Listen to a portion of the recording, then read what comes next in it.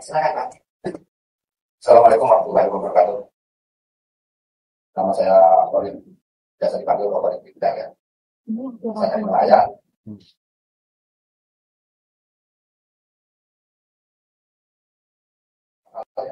Kami tahu dan kami lihat di sana. Mungkin saya hanya akan membahas terkait masalah apa yang terjadi di sana. Kali saya akan membahas terkait tentang masalah penegakan hukumnya kepada Bapak Ibu yang diberikan kewenangan. Ini Pak menyampaikan apa yang saya harapkan sebagai rakyat terkait persoalan pada laut yang berkembang saat ini. Sebenarnya memang udah harus semuanya. Cuman kan ini saya pikir kan bukan hanya dibatas kemudian pada lautnya ditaruh kemudian selesai. Karena ini ada proses hukum juga yang harus ditindak gitu. Nah kami melihat proses hukum ini seperti kita selalu dipertemukan dengan kayak seperti masalah drama ya. Jadi kami tidak melihat sama sekali kejelasan hukum atau penegakan hukum terhadap masyarakat. Ya kami sudah masyarakat. Lagi-lagi, walaupun memang saya coba mensyukuri apa yang sudah dilakukan oleh aparat hukum, yaitu menangkap Arsin sebagai kepala desa pokok gitu kan, yang itu adalah pelaku.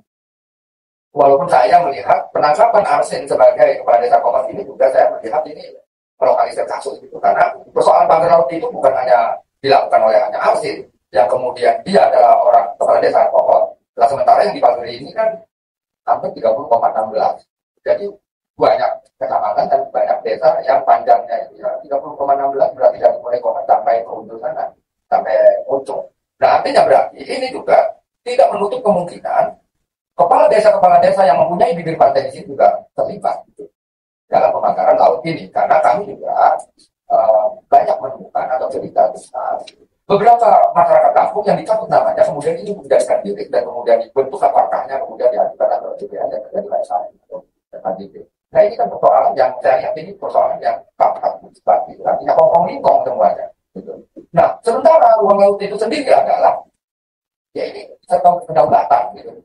Kalau kita ngomong bangsa kita ini kan bicara tanah dan air. Kalau kemudian lautnya sudah dirongrong oleh penjajah, kemudian orang yang saya percayai sebagai pemerintah gitu kan, kalau kata bahasa kalian instrumen negara, malah justru cenderung tidak berpihak kita gitu. Termasuk salah satunya misalnya polisinya nggak gitu kan. Ini konteks jelas gitu kan. Atau mungkin memang gitu kan, para instrumen negara ini memang sudah dipiara sejak menyusui oleh para oligarki. Sehingga kami sebagai masyarakat kadang-kadang pas dihadapkan dengan persoalan oligarki yang kemudian diikuti kebijakannya dari pemerintah, selalu saja seperti saya melawan negara. Karena kan seperti itu, kita lapor ke berarti di pihak sana, kita lapor ke sini, gitu kan. Selalu ada berpihak ke sana, langsung itu. Ke DKP, provinsi kita ini buat kewenangan kita. Jadi kita ini repot gitu, kok kita punya negara tapi repot gitu. Itu yang aneh. Nah sementara sisi lain dari persoalan pagar laut ini, ketika saya bilang ini loh pelakunya, ini loh otaknya.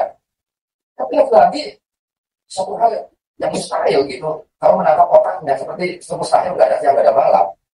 Kalau sampai menangkap otak pelaku pagar laut ini, dan kemudian juga terkait persoalan yang di daratnya tambah publik dengan transaksi yang tidak jelas gitu kan. Kemudian juga bukan lewat transaksi yang sifatnya itu sama itu juga ada gitu. Sementara pemerintah, Bapak Presiden sendiri punya program swasembada pangan misalnya. Nah kan aneh, ngomong swasembada pangan gitu kan. Sementara ruang ketahanan pangannya sawah yang buat tanam padinya, kemudian tambak yang buat tanam ikannya, gitu kan. Jadi masalah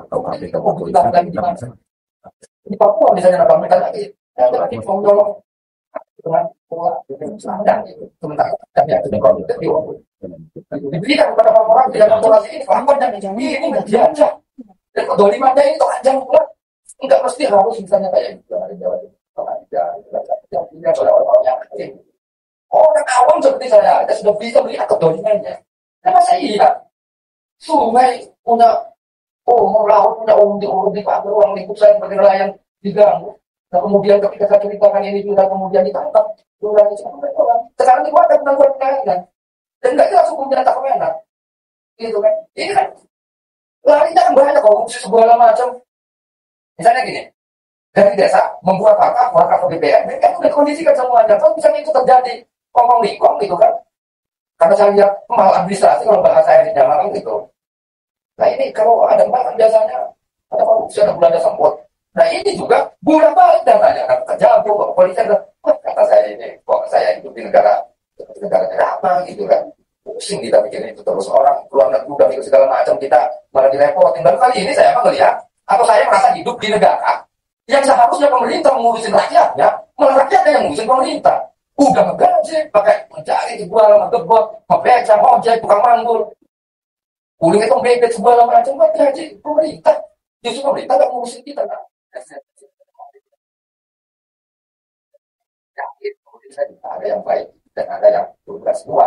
Dan mudah-mudahan saya masuk ke ruangan ini kebetulan adalah orang-orang yang saya anggap orang-orang yang ideal dan mau memperjuangkan nasib kami sebagai rakyat. Maksudnya, waduh ini bahaya Pak, bahaya. Di sana ada tukang orang bebek, di sana ada tukang nenek, jual beli bebek, pedagang telur segala macam. Mereka mau ikutnya sawah, tambak laut, sawah, tambak laut. Beberapa persen kerja buruh, beberapa persen lagi buruh. Tapi yang jelas kami itu dari bertani nelayan, bertani nelayan. Seputar nasi ikan, udah karbohidrat protein. Dan ini yang harus saya pertahankan buat bangsa saya. Jangan sampai bangsa saya ini sebutnya krisis protein, krisis karbohidrat. Malah di sini diempur, musuh kemana-mana. Waduh, kata saya ini makan gitu kan. Kalau enggak mau. Mungkin itu aja. Mungkin yang lain bisa diceritakan lebih yang lain lagi bagaimana persoalan pedagang ikan di sana. Bebek juga ada yang dia hidupnya bebek kan hidupnya sama sawah gitu kan, sama kali gitu kan. Nah, di sana seperti apa kalinya, kenapa nggak ada air gitu. Terus kemudian beberapa mata rantai yang terputus lah. Mungkin itu aja dulu. Terima kasih. Assalamualaikum warahmatullahi wabarakatuh.